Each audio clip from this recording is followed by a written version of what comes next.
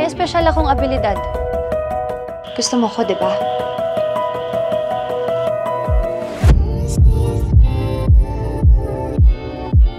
Ganda po, sobrang daming plot twist. Grabe yung plot twist, hindi mo mape-predict yung plot twist, pero ang ganda overall. Unexpected yung mga mangyayari. So, hindi siya yung typical na story. Kakapit ako sa pag-ibig kasi that's what I deserve.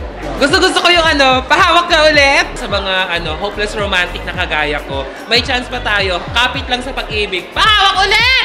Hindi namin namalayan na tumatakbo yung oras. Kailangan nyo tong panoorin kasi tatapang kayo pagdating sa pagmamahal. Kasama ang buong pamilya, hold me close na! Isama ang buong barkada, hold me close na. With your friends and family, hold me close na! Hindi lang pang barkada, pang pamilya pa, hold me close na! Kakapit kami sa pag-ibig kasi masarap magmahal!